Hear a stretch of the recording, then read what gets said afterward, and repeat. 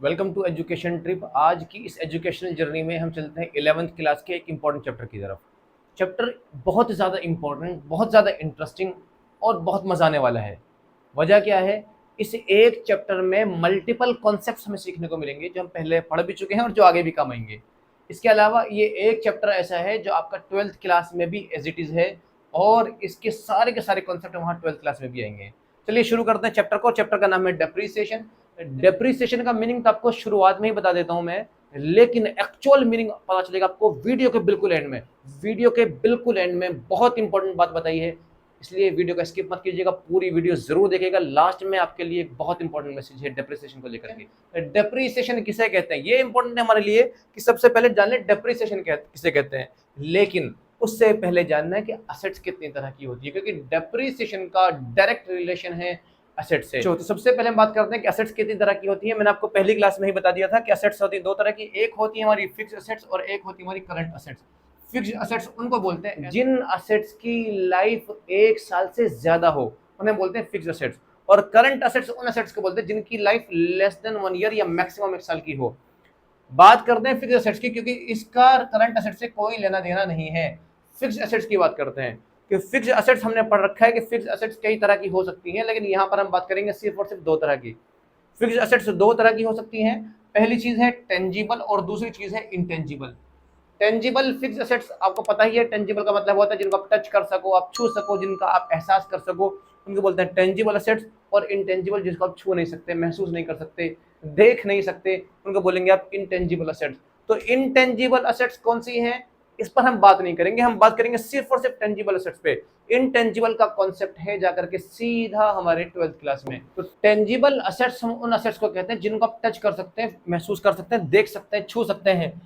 ऐसी सारी की सारी फिक्स असेट्स जिनको आप टच कर सकते हो यानी टेंजिबल असेट्स हैं, उन पर लगता है डेप्रिसिएशन। यानी डेप्रिसिएशन लगने के लिए पहली शर्त क्या है कि फिक्स असेट्स होनी चाहिए, करंट असेट्स पर डेप्रिसिएशन नहीं लगता। और दूसरी कंडीशन है कि उसका टेंजिबल होना जरूरी है। यहाँ क्वेश्चन अराइज होता है क्या इंटेंजिबल असेट्स पे डेप्रिसिएशन नहीं लगता? क्या लगता है, बट नाम चेंज हो जाता है, अमोर्टाइजेशन बोलते हैं उसको। हम उसकी बात यहाँ पर नहीं करेंगे, वो 12th क्लास में कॉन्सेप्ट आएगा वहां बात करेंगे। फिलहाल बात करेंगे सिर्फ यहाँ की। यहाँ पर जो टेंजिबल असेट्स है उन पर जो डेप्रिसिएशन लगेगा, डेप्रिसिएशन किसे कहते हैं वो शुरू करने जाते हैं बेटा जी। अब कहता है कि डेप्रिसिएशन का मीनिंग है a reduction in the value of fixed assets. Reduction, reduction का मतलब क्या होता है बेटा?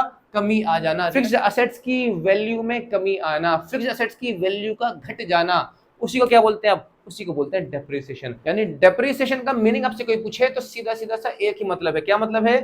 कि reduction in the value, value में कमी आना, कीमत का कम हो जाना, किसी भी फिक्स्ड एसेट्स की वैल्यू का कम हो जाना, वही कहलाता है डेप्रिसिएशन। क्वेश्चन अराइज होता है, हमारे दिमाग में सवाल आएगा, सर कम क्यों होगी वैल्यू, किसी एसेट्स की वैल्यू कम क्यों हो रही है? उसी को बोलते हैं डेप्रिसिएशन का रीजन। यानी डेप्रिसिएशन के रीजंस क्या क्या है वो देखिए। सबसे पहला रीजन है वो है यूजेज। यूजेज का मतलब क्या होता है? इस्तेमाल करना। आपने कोई कार परचेज करी, आप शोरूम से घर तक लेकर के आए, आपने उसको इस्तेमाल कर लिया, उसकी वैल्यू डाउन हो गई। आपने परचेज करी 10 लाख रुपए की कोई कार, आप शोरूम से घर तक लेकर के आए, अगर आप उसको बेचना चाहोगे तो वो 10 लाख रुपए की नहीं बिकेगी, उसकी वैल्यू कम हो जाएगी। जो भी लेगा वो कहेगा भाई आपने इसको यूज कर लिया, भले ही शोरूम से घर तक लेकर के आए। यूजेज की वजह से वैल्यू में कमी आ जाती है। दूसरा है wear and tear. Wear and tear का मतलब है घिस जाना, टूट फूट। ये हर एक असेट पर अलग अलग तरह से हो सकता है। जिससे मिसाल के तौर पे कार में वियर एंड टियर क्या हो सकता है? जैसे कि पेंट का कलर फेड हो जाना, उसके टायर का घिस जाना, ये सब क्या है? Wear and tear of car है। ये अलग अलग फिक्स असेट्स के लिए अलग अलग हो सकता है और जिसकी वजह से वैल्यू में कमी आती है। याद कीजिएगा, जब कभी कोई भी आदमी अपनी कार के सेल करने का एडवर्टीजमेंट डालता है तो उसके टायर की कंडीशन बताता है, उसके पेंट की कंडीशन बताता है, उसकी सीट्स की कंडीशन बताता है, क्योंकि वियर एंड टियर का पता चलता है। तीसरा रीजन है एफ्लक्स ऑफ टाइम। सर हमने यूज नहीं करा, वियर एंड टियर भी कुछ नहीं है, क्या फिर भी डेप्रिसिएशन होने लग सकता है? क्या फिर भी एसेट्स की वैल्यू कम हो सकती है? जी हाँ, वो है एफ्लक्स ऑफ टाइम, टाइम का गुजर जाना, पैसेज ऑफ टाइम, टाइम का गुजर जाना। वक्त के गुजरने के साथ साथ भी फिक्स एसेट्स की वैल्यू कम हो जाती है। एग्जांपल लेते हैं, वैसे तो ये एग्जांपल सटीक नहीं है बट फिर भी ले लेते हैं। मान लीजिए आपने या मैंने कोई एक आईफोन परचेज कर लिया। मान लीजिए हमने आईफोन 13, 14, 15, 16 कोई भी एक सीरीज पकड़ लीजिए, वो परचेज कर लिया। जब आपने परचेज करा, आपने उसको इस्तेमाल नहीं करा, आपने बॉक्स भी ओपन नहीं करा, आपने ऐसा का ऐसे ही रखा हुआ है कहीं पर सजा करके। और जैसे जैसे वक्त गुजरता रहेगा उसकी वैल्यू कम धीरे धीरे अपने आप होती रहेगी। आप उसका यूज कर रहे हैं, नहीं कर रहे हैं, वियर एंड टियर हो रहा है, नहीं हो रहा है, फिर भी उसकी वैल्यू में कमी आ रही है। दैट मीन्स टाइम के गुजरने की वजह से भी वैल्यू में कमी आ जाती है। बहुत इंपॉर्टेंट वर्ड है ऑब्सोलिसेंस। ऑब्सलीट, ऑब्सलीट एक वर्ड है। ऑब्सलीट का मतलब होता है out of fashion, out of trend, out of technology. चीज़ों का बदल जाना, ट्रेंड का बदल जाना, फैशन का बदल जाना। मिसाल के तौर पे पुराने ज़माने की अगर आप कार देखेंगे तो उनकी टेक्नोलॉजी कुछ अलग थी। अब जो लेटेस्ट ट्रेंडिंग जो कार्स हैं उनकी टेक्नोलॉजी अलग है, उनके एडवांस की, उनके जो इंजन है उनकी टेक्नोलॉजी थोड़ी एडवांस है। पुराने ज़माने के अगर आप इंजन देखेंगे तो उनकी टेक्नोलॉजी किसी और चीज़ पर बेस्ड थी। दूसरा एग्जांपल लेते हैं, पुराने ज़माने में जो एम्ब्रॉयडरी हुआ करती थी कपड़ों पे, वो एक वक्त में एक कपड़े पर एम्ब्रॉयडरी हुआ करती थी, एक मशीन हुआ करती थी, एक वक्त में एक कपड़े पर एक जैसी कढ़ाई हो रही है, एम्ब्रॉयडरी हो रही है। टेक्नोलॉजी एडवांस हो गई। जब टेक्नोलॉजी एडवांस हुई तो ऐसी मशीन आई कि एक साथ एक वक्त में 50 कपड़ों पर एक जैसी एम्ब्रॉयडरी कर सकती है। कंप्यूटराइज्ड एम्ब्रॉयडरी की जो मशीन आई थी, इससे क्या हुआ कि जो पुरानी वाली टेक्नोलॉजी की जो मशीनरी थी वो मशीन्स खराब हो गई हैं, वो आउट ऑफ फैशन हो गई हैं, वो आउट ऑफ ट्रेंड हो गई हैं, नई टेक्नोलॉजी आ गई है। तो टेक्नोलॉजी की वजह से, फैशन की वजह से, ट्रेंड की वजह से भी चीज़ों की कीमत में कमी आ जाती है। यानी जो पुरानी टेक्नोलॉजी की मशीन थी, पुरानी टेक्नोलॉजी की जो भी चीज़ें थी, वो सब अब उनकी कीमत में कमी आ गई है। और एक बहुत इंपॉर्टेंट वो है एक्सीडेंट। कोई हादसा हो जाए, कोई एक्सीडेंट हो जाए, कोई उसकी वजह से किसी पर्टिकुलर फिक्स्ड एसेट्स की वैल्यू में कमी आ जाती है, तो वो भी डेप्रिसिएशन ही कहलाएगी। जैसे एग्जांपल लेते हैं, कोई कार अगर एक्सीडेंटल कार है तो उसकी वैल्यू ज़्यादा कम होगी दूसरी कार के कंपैरिजन में। तो ये थे कुछ रीजंस डेप्रिसिएशन के। इसके बाद बात करते हैं कि डेप्रिसिएशन को चार्ज कैसे करते हैं, कैसे लगाया जाएगा। डेप्रिसिएशन चार्ज करने के कई सारे मेथड हो सकते हैं, बट 11th क्लास में यहाँ आपके सिलेबस में सिर्फ 2 ही मेथड हैं। और भी मेथड हो सकते हैं, लेकिन बात करेंगे 11th क्लास की तो यहाँ पर सिर्फ 2 ही मेथड हैं। और उन दोनों ही मेथड के नाम है स्ट्रेट लाइन मेथड और WDV यानी रिटन डाउन वैल्यू मेथड। तो हम पहले एक मेथड की बात करेंगे, फिर उसके बाद दूसरे मेथड की बात करेंगे। चलिए बच्चे देखिएगा, पहला मेथड है स्ट्रेट लाइन मेथड। ये इसको SLM इसलिए बोलते हैं क्योंकि स्ट्रेट लाइन मेथड को शॉर्ट फॉर्म में यूज किया गया है। ये इतना इंपॉर्टेंट हो चुका है कि इसको कोई भी स्ट्रेट लाइन मेथड नहीं बोलता, हर कोई इसको SLM बोल देते हैं। SLM का मतलब है स्ट्रेट लाइन मेथड। इसके 3 नाम हैं। आप इसको स्ट्रेट लाइन मेथड बोल दीजिए, या इसका नाम बोल दीजिए ओरिजिनल कॉस्ट मेथड, या इसका नाम रख दीजिए फिक्स्ड इंस्टॉलमेंट मेथड। क्या मतलब है अभी समझाता हूं, फिलहाल समझ लीजिए एक एक करके कि इसका नाम स्ट्रेट लाइन मेथड क्यों है। स्ट्रेट लाइन मेथड इसलिए है, ये बाद में समझेंगे, पहले एक एग्जांपल देखिए। मान लीजिए एक आदमी ने 100 रुपए की फिक्स एसेट परचेज करी। एक आदमी ने 100 रुपए की कोई 100 रुपए को आप 100 लाख समझ लीजिए, 100 करोड़ समझ लीजिए, जो मर्जी समझ लीजिए। मान लीजिए एक आदमी ने 100 रुपए की एक फिक्स एसेट परचेज करी। 100 रुपए की फिक्स एसेट परचेज करने पर उसने देखा ये इसकी ओरिजिनल कॉस्ट है, ये इसकी ओरिजिनल कॉस्ट है, और उसने अंदाजा लगाया कि इस पर डेप्रिसिएशन लगेगा हर साल 10%, 10% पर एनम। इस पर हर साल 10% का डेप्रिसिएशन लगेगा। उसके बाद से देखा कि फर्स्ट ईयर में डेप्रिसिएशन जब लगाया तो 10% हो गया 100 रुपए का 10 रुपीज।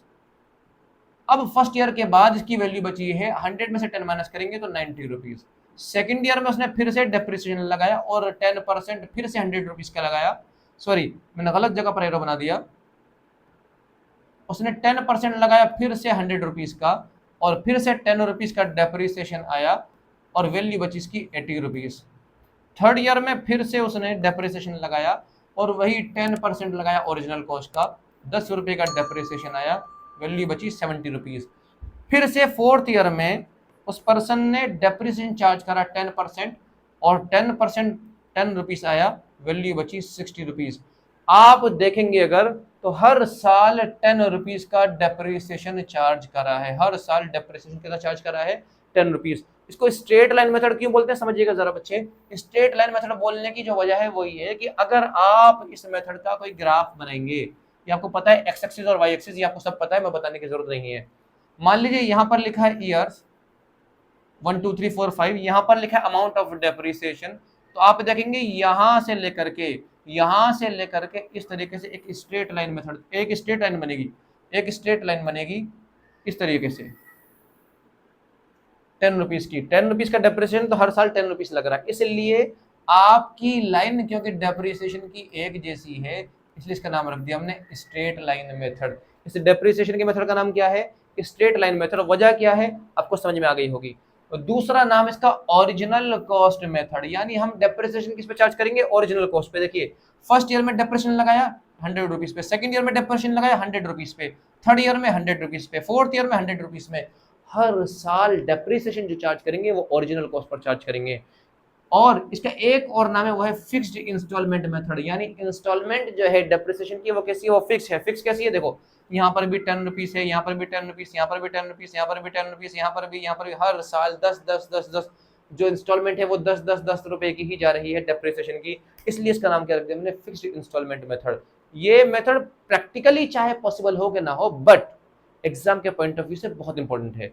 कि स्ट्रेट लाइन मेथड बहुत बहुत ज्यादा इंपॉर्टेंट है और आपको समझ में आ गया होगा। अब बात करते हैं WDV की। WDV इसका नाम है return down value method. Return माने कम करना, लिखना, घटाना, वैल्यू को घटा देना, रिटर्न डाउन वैल्यू मेथड। हम वैल्यू को क्या कर देंगे? कम कर देंगे, राइट डाउन करेंगे, कम कर देंगे। कैसे कम करेंगे? एग्जांपल लेते हैं अभी। दूसरा नाम इसका डिमिनिशिंग बैलेंस मेथड और तीसरा नाम इसका रिड्यूसिंग इंस्टॉलमेंट मेथड। एग्जांपल के जरिए समझते हैं। वही एग्जांपल लेते हैं। मान लीजिए किसी आदमी ने एक मशीन परचेज करी है 100 रुपए की। ओरिजिनल कॉस्ट क्या है? ओरिजिनल कॉस्ट है मशीन की 100 रुपए। उसने अंदाजा लगाया और पता लगा कि डेप्रिसिएशन लगेगा 10% पर एनम, हर साल डेप्रिसिएशन लगेगा 10%। चलिए जी बात करते हैं। उसने बात करी फर्स्ट ईयर की, कि फर्स्ट ईयर में डेप्रिसिएशन लगाता हूँ। फर्स्ट ईयर में डेप्रिसिएशन लगाया 10% ऑफ 100 रुपीज, तो अमाउंट आ गया 10 रुपए का, और मशीन की वैल्यू बची है अब 90 रुपीज की। बात क्लियर है? इसके बाद बात करते हैं सेकंड ईयर की। सेकंड ईयर में जब डेप्रिसिएशन की बात आई तो 10% वैल्यू, 10% लगेंगे बचे हुए अमाउंट पर। यानी अब जो अमाउंट बचा है 100 में से डेप्रिसिएशन माइनस करने के बाद जो वैल्यू बची है उस पर चार्ज किया है डेप्रिसिएशन। तो बच्चे यहां से जब आप 10% लगेंगे तो यह आएगा 9 रुपीज। 90 का 10% 9 रुपीज, अमाउंट बचा 81। थर्ड ईयर की बात करें तो थर्ड ईयर में डेप्रिसिएशन जब लगाया तो 10% लगाया है डेप्रिसिएशन इस वाले अमाउंट का। 81 रुपीज का जब 10% निकालोगे तो 8.10 का डेप्रिसिएशन आ गया, और अमाउंट जो बचेगा वो 72.9 रुपीज आएगा ऑलमोस्ट, और ये आ गया 72.90। तो आप ये देखिएगा यहाँ पर दो बातें हैं। रिटर्न डाउन वैल्यू का मतलब है कि हमने जो वैल्यू करी है वो कम करते चले गए। दूसरा डिमिनिशिंग बैलेंस मेथड, घटे हुए बैलेंस पे हमने डेप्रिसिएशन लगाया। तीसरा है रिड्यूसिंग इंस्टॉलमेंट, पहले 10 रुपीज का डेप्रिसिएशन था, फिर 9 का हो गया, फिर 8 का हो गया, फिर 7.29 का आएगा, वो हर साल डेप्रिसिएशन की वैल्यू कम होती रहेगी। ऐसा प्रैक्टिकली होता है। आप देखिए कोई भी फिक्स्ड एसेट्स देखिए, यदि आपने कार परचेज करी 10 लाख रुपए की तो पहले साल उसकी वैल्यू ज्यादा घटेगी, सेकंड ईयर में उसकी वैल्यू थोड़ी कम घटेगी, थर्ड ईयर में उसकी वैल्यू थोड़ी और कम घटेगी। धीरे धीरे उसकी वैल्यू के घटने में, उसके डेप्रिसिएशन में गिरावट आएगी, उसके डेप्रिसिएशन का रेट कम होता जाएगा। यानी फर्स्ट ईयर में डेप्रिसिएशन सबसे ज्यादा होगा, उसके बाद कम डेप्रिसिएशन होगा, उसके बाद और कम होगा, उसके बाद और कम होगा, उसके बाद और कम होगा। इस मेथड की खास बात यह होती है कि यहाँ पर वैल्यू कभी भी जीरो नहीं होती, वैल्यू कभी भी जीरो नहीं होती। फिक्स एसेट्स की वैल्यू कुछ ना कुछ रहेगी जरूर, बट यहाँ पर क्या है, एक पर्टिकुलर टाइम के बाद डेप्रिसिएशन अगर आप लगाते रहोगे इसी मेथड से, तो किसी भी असेट्स की वैल्यू विल बी जीरो। एक पर्टिकुलर टाइम में इसकी वैल्यू जीरो हो जानी है, एक पर्टिकुलर टाइम के बाद। ये दो मेथड थे डेप्रिसिएशन के, डेप्रिसिएशन चार्ज करने के। एक का नाम है स्ट्रेट लाइन मेथड, दूसरे का नाम है रिटर्न डाउन वैल्यू मेथड। उम्मीद है आपको ये कॉन्सेप्ट तो क्लियर हो गया होगा। इसके बाद बात करते हैं बच्चे स्ट्रेट लाइन मेथड की, कि स्ट्रेट लाइन मेथड में डेप्रिसिएशन कैसे कैलकुलेट करेंगे। तो डेप्रिसिएशन कैलकुलेट करने के लिए एक फॉर्मूला है, और फॉर्मूला क्या कहता है इस डेप मतलब डेप्रिसिएशन, डेप्रिसिएशन का फॉर्मूला है original cost of fixed asset, या एफए मतलब है fixed asset. Original cost of fixed assets minus scrap value divided bye estimated working life. कोई भी अगर फिक्स्ड एसेट है तो उसकी जो ओरिजिनल कॉस्ट है वो लिखेंगे, उसमें से माइनस करेंगे उसकी स्क्रैप वैल्यू। एक पर्टिकुलर टाइम के बाद वो मशीन कबाड़ा हो जाएगी, वो फिक्स्ड एसेट्स कबाड़ा बन जाएगी। कबाड़े में उसकी कितनी वैल्यू होगी वो आपको लिख देनी है, डिवाइड करना उसको उसकी एस्टिमेटेड वर्किंग लाइफ से कि उसकी वर्किंग लाइफ कितनी है। अब बात करते हैं बच्चों कुछ एग्जांपल के जरिए समझने की कॉन्सेप्ट को। एग्जांपल देखिए बड़ा प्यारा सा एग्जांपल है, कहता है मोहन परचेज मशीनरी। मोहन ने एक मशीनरी परचेज करी है 4 रुपीज 1 लाख, 1 लाख रुपए की। मोहन ने एक मशीन परचेज करी 1 लाख रुपए की। He estimated its scrap value rupees 10,000, उसकी स्क्रैप वैल्यू कितनी बच्चे 10,000 है after completion of its working life. Working life कितनी, वर्किंग लाइफ है 10 ईयर्स की। मोहन ने मशीन परचेज करी 1 लाख रुपए की। मोहन ने अंदाजा लगाया कि स्क्रैप वैल्यू है 10,000 की। मोहन ने अंदाजा लगाया एस्टिमेटेड लाइफ है उसकी 10 ईयर्स की। कहता है calculate amount of depreciation to be charge every year by SLM। आप स्ट्रेट लाइन मेथड से बताइए हर साल कितना डेप्रिसिएशन चार्ज करना पड़ेगा। चलिए बेटा जी, मैंने आपको बता रखा है फॉर्मूला। फॉर्मूला है depreciation is equal to original cost minus scrap value divided by working life. Working life estimated working life मैंने शॉर्ट में लिख दिया वर्किंग लाइफ। ओरिजिनल कॉस्ट कितनी बच्चे, ओरिजिनल कॉस्ट है 1 लाख रुपए, ये लीजिए 1 लाख रुपए आपने लिख दिए। स्ट्रेट वैल्यू, स्क्रैप वैल्यू कितनी है इसकी स्क्रैप वैल्यू है सर 10,000 रुपीज, तो आप इसकी 10,000 रुपीज की स्क्रैप वैल्यू माइनस कर दीजिए। डिवाइड कर देंगे इसको वर्किंग लाइफ से। वर्किंग लाइफ कितनी इसकी 10 ईयर्स है। चलिए जब 1 लाख में से 10,000 रुपए आप माइनस कर देंगे तो आपको पता है कि 90,000 आएगा। 90,000 को 10 से डिवाइड करेंगे तो कितना आएगा रुपीज 9,000। इसका मतलब ये हुआ कि हर साल 9,000 रुपए घटना है इस मशीन का स्ट्रेट लाइन मेथड के जरिए। हर साल ये मशीन 9,000 रुपए की घटती चली जाएगी और जब 10 साल पूरे हो जाएंगे तो फिर एक कबाड़े में बेच देंगे जो कि 10,000 रुपए की जाएगी। चलिए बेटा जी अगले क्वेश्चन की बात करते हैं। नेक्स्ट क्वेश्चन देखिए जरा, बड़ा प्यारा सा क्वेश्चन है, उम्मीद है आपको नाम से ही समझ में आ जाएगा। कहता है सैयारा परचेज मशीनरी। जी हाँ, ये वही सैयारा है जो आप देख कर आए हो और मैं बताऊंगा सैयारा का मीनिंग क्या है। वहां पर जो मीनिंग मूवी में मीनिंग बताया था बिल्कुल गलत बताया था। सैयारा के बारे में क्या कहते हैं बाद में बात करेंगे। कहता है Saiyaara purchase a machinery for rupees 1 lakh. Saiyaara ने एक मशीन परचेज करी है 1 लाख रुपए की and spent rupees 10,000 on it's installation, और 10,000 रुपए स्पेंड किए हैं, खर्च किए किस पर, उसके इंस्टॉलेशन पर।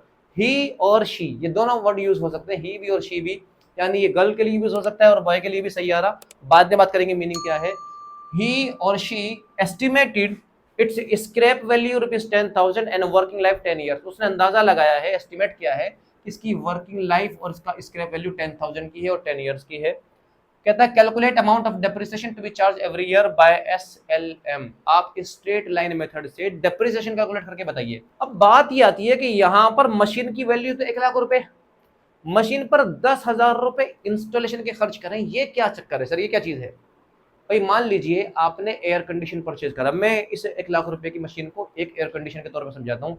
आपने कोई एसी परचेज किया है, एसी है 1 लाख रुपए का, आप शोरूम से लेकर के आगे घर में आ गया, काम हो जाएगा, कर देगा कूलिंग वो।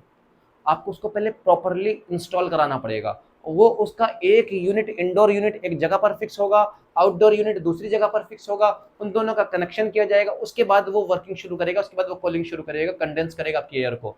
अब बात आती है कि उसके इंस्टॉलेशन पे जब हमने खर्चा करा है 10,000 रुपये, सर इसका क्या करना है। तो समझिए बच्चे, जब भी हम कोई असेट्स परचेज करते हैं और उस पर कुछ खर्चा कर दें, कोई भी असेट हमने परचेज करी है फिक्स असेट, उस पर हमने कुछ खर्चा करा है बिफोर यूजिंग, इस्तेमाल करने से पहले, तो वो उसकी वैल्यू में जुड़ जाता है। अगर आपसे कोई आपका पड़ोसी पूछे कि आपने एयर कंडीशन कितने का परचेज करा, तो आप ये नहीं कहोगे 1 लाख रुपए का, आप बोलोगे 1,10,000 रुपए का, क्योंकि जो इंस्टॉलेशन का अमाउंट है वो आप जोड़ करके बताओगे। हो सकता था आपने इस पर कैरिंग कॉस्ट भी पे करी हो। 1 लाख रुपए का एसी था, आपने मान लीजिए 1,000 रुपए लाने का किराया था, वो आपने दिया किसी को। आपका पड़ोसी पूछे कितने का एयर कंडीशन, आप क्या बोलोगे, आप बोलोगे 1,11,000 रुपए का। 1 लाख रुपए का एसी, 10,000 रुपए की इंस्टॉलेशन और 1,000 रुपए की कैरिंग कॉस्ट, यानी इसको लाने का खर्चा। तो बेटा इस्तेमाल करने से पहले फिक्स असेट पे जो भी खर्चा होगा वो उस असेट्स की वैल्यू में शामिल किया जाएगा। ये मैं नहीं कह रहा, ये अकाउंटिंग प्रिंसिपल्स कहते हैं, ये अकाउंटिंग अजम्पशंस कहती है। थियोरी की बात बाद में करेंगे, बट ये ध्यान रखना, जिंदगी भर ये कॉन्सेप्ट याद रखिएगा कि कोई भी फिक्स एसेट अगर आपने परचेज करी है और उसके इस्तेमाल करने से पहले इस पर कुछ भी खर्चा करा, आपने उसको इंस्टॉल कराया, आपने उसको रिपेयर कराया, आपने उसको कैरी किया, उन हर चीज का खर्चा उस पर्टिकुलर असेट में जुड़ जाएगा, यानी वो असेट्स की वैल्यू को इंक्रीज करेगा। तो बच्चे यहां पर जब हम डेप्रिसिएशन कैलकुलेट करेंगे तो डेप्रिसिएशन का फॉर्मूला देखिए क्या होगा। आप लिखेंगे original cost minus scrap value divided by working life, ये तो हो गया। जब ओरिजिनल कॉस्ट आप लिखेंगे तो आप लिखेंगे 1 लाख रुपए, सिर्फ इससे काम नहीं चलेगा, आप 1 लाख में 10,000 रुपए का जो इंस्टॉलेशन वाला अमाउंट है वो भी प्लस कर दीजिएगा।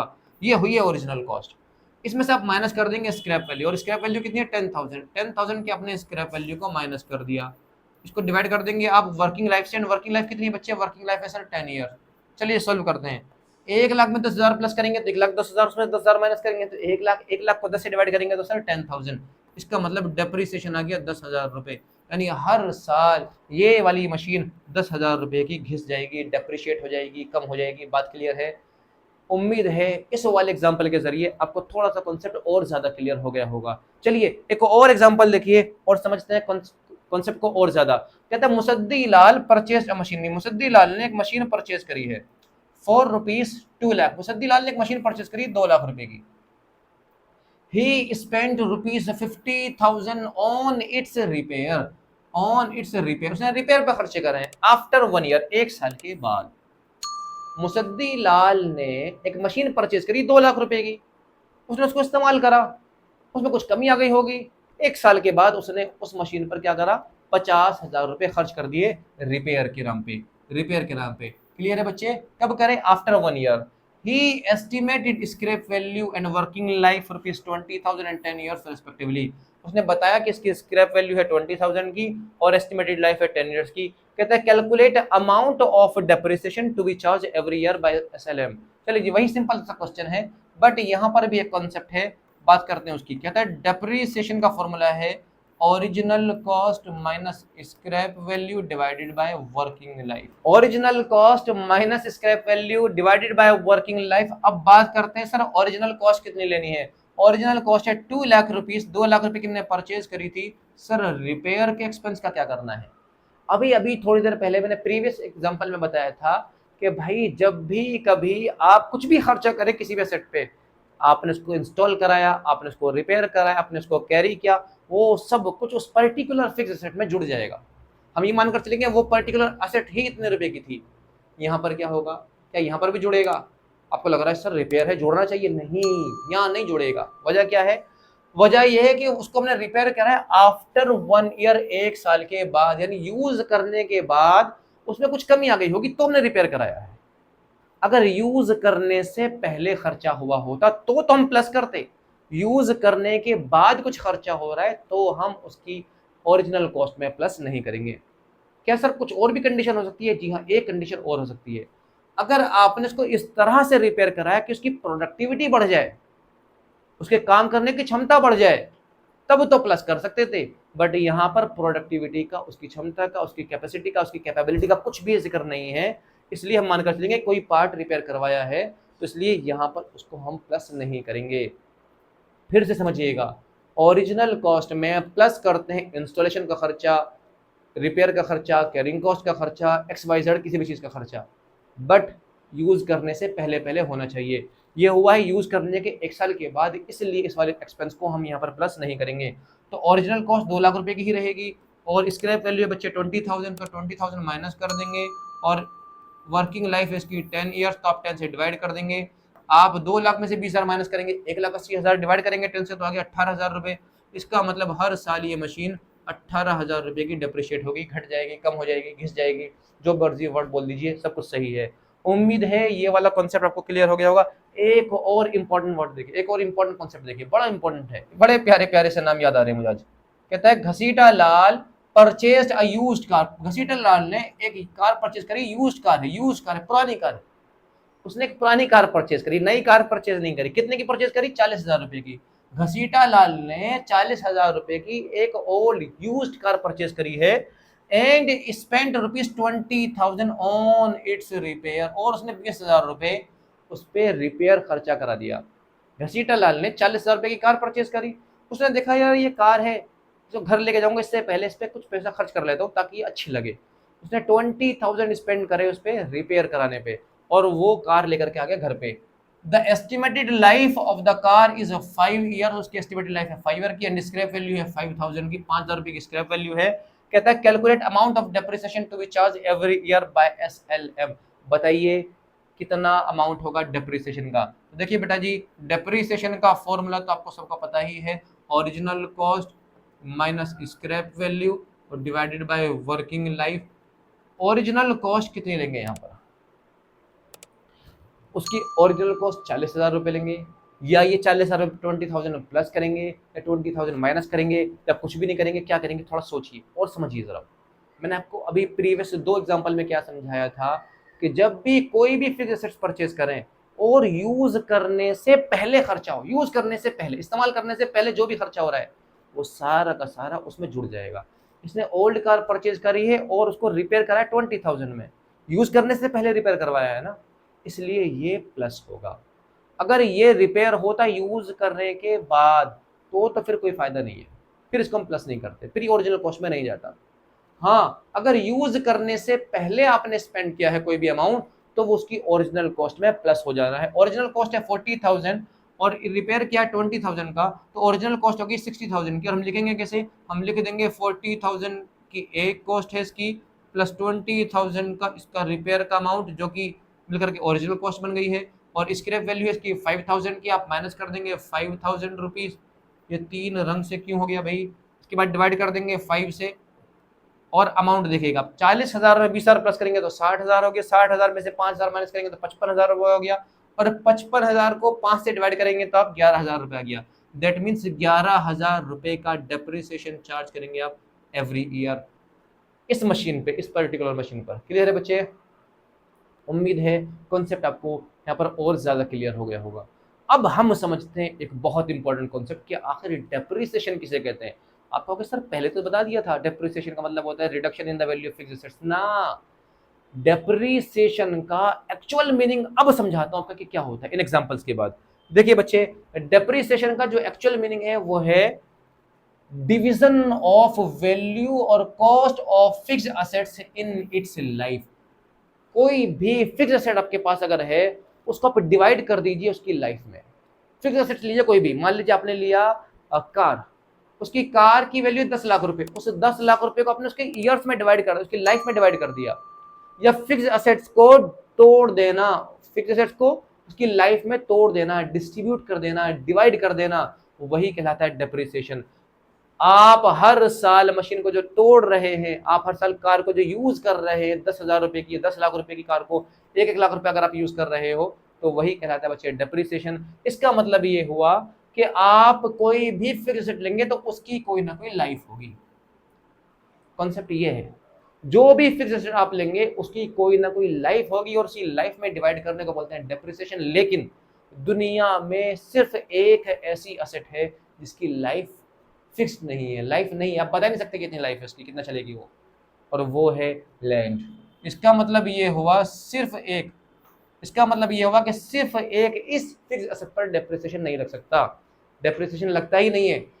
लैंड पर, इस वाली फिक्स्ड एसेट पर आप डेप्रिसिएशन चार्ज नहीं कर सकते, क्योंकि आप बता ही नहीं सकते कि लैंड कितने साल चलेगी, ये जमीन कितने साल चलेगी। किसी के पास 1 एकड़ जमीन है, किसी के पास 100 एकड़ जमीन है, किसी के पास जमीन ही जमीन है, आप नहीं बता सकते कि जमीन कितना घिस जाएगी, इस जमीन की वैल्यू कितना घिसेगी, आप नहीं बता सकते, इसलिए इस पर डेप्रिसिएशन चार्ज नहीं कर सकते। बिल्डिंग, अगर किसी ने बिल्डिंग ली है तो बिल्डिंग पर डेप्रिसिएशन लगेगा, क्योंकि बिल्डिंग भी एक पर्टिकुलर टाइम के बाद अपनी लाइफ बताएगी कि वो इतने साल तक चलेगी, उसकी दीवारें टूटना शुरू हो जाएंगी, वो रिपेयर मांगती है। ज़मीन ऐसा नहीं कहती है। तो बच्चे ध्यान रखिएगा डेप्रिसिएशन का एक्चुअल मीनिंग क्या है, डेप्रिसिएशन किस फिक्स्ड एसेट्स पर नहीं लगता है, और बाकी सभी फिक्स्ड एसेट पर डेप्रिसिएशन लगता है। कोई भी फिक्स्ड एसेट ले लीजिए आप दुनिया की, उन सब पर डेप्रिसिएशन लगता है, सिर्फ लैंड एक ऐसी चीज है जहां पर डेप्रिसिएशन नहीं लगेगा। उम्मीद है कॉन्सेप्ट आपको क्लियर हो गया होगा और आपको बहुत अच्छे से समझ में आ गया होगा। उम्मीद है आपको आज की वीडियो बहुत पसंद आई होगी। अगर वीडियो पसंद आई है तो वीडियो को लाइक कीजिए, अपने दोस्तों के साथ शेयर कीजिए, चैनल को सब्सक्राइब कीजिए। मिलते हैं आपसे अगली वीडियो में नए कॉन्सेप्ट के साथ, तब तक के लिए अलविदा।